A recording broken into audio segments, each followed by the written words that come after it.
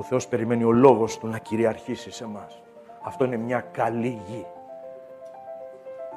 Αυτό είναι μια καλή γη.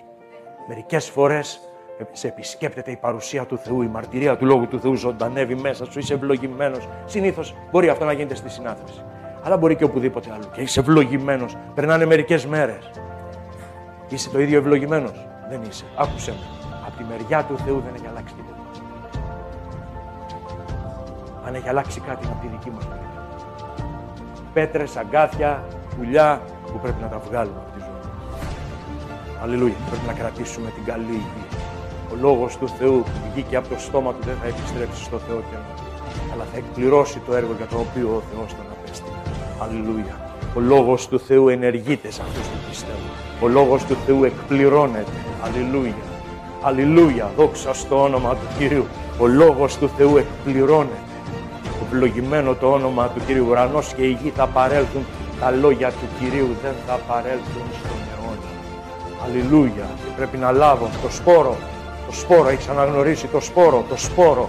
Γιατί σήμερα δεν είσαι καταχαρούμενος, γιατί ο σπόρος κάπου δεν είναι στην καλή γη. Γιατί σήμερα δεν είσαι πλήρως ευλογημένος, ο σπόρος δεν είναι στην καλή γη. Γιατί σήμερα δεν αισθάνεσαι χρησμένος, γιατί ο σπόρος δεν είναι στην καλή γη. Γιατί αυτή την ώρα δεν λες ο Κύριος είναι μαζί μου, το Πνεύμα του Θεού είναι πάνω μου, ο Κύριος με έχρισε και με απέστειλε για να κάνω το έργο. Γιατί ο λόγος, ο σπόρος του Θεού δεν είναι στην καλή γη και πρέπει να τον φέρει στην καλή γη. Ό,τι είναι από το Θεό έχει δοθεί. Αλληλούια, ό,τι είναι από το Θεό έχει δοθεί. Αλληλούια. Πάψε να λυπάσαι τον εαυτό σου, πάψε να χαϊδεύεις τον εαυτό σου, πάψε να ψυχολογείς τον εαυτό σου. Λάβε το λόγο του Θεού. Αλληλούια. Ο Θεός περιμένει, όταν μας είπε ένα λόγο, περιμένει ότι θα κυριαρχηθούμε από αυτόν. Μια φορά μιλάει ο Θεός, 2 φορές πρέπει να ακούμε εμείς.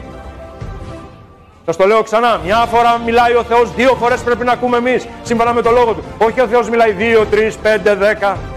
Πάμε στην Κύριε, μίλησε μου, πες μου ότι είσαι μαζί μου. Στο είπα την περασμένη Κυριακή. Δεν σου είπα την περασμένη Κυριακή ότι είμαι μαζί σου? Αυτό είναι αιώνιο. Δεν πρέπει να το λάβεις εσύ ο ίδιος?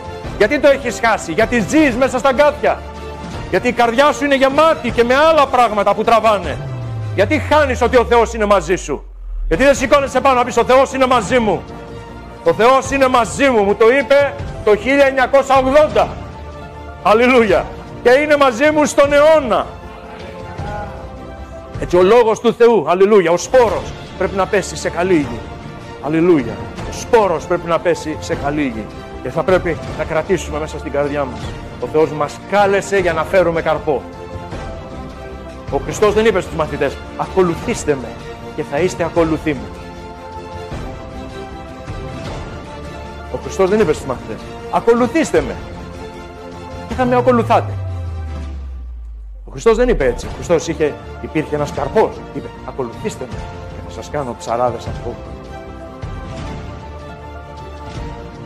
Ακολουθήστε με και θα σας κάνω ψαράδες ανθρώπων. Θα υπάρξει καρπός στη ζωή σας.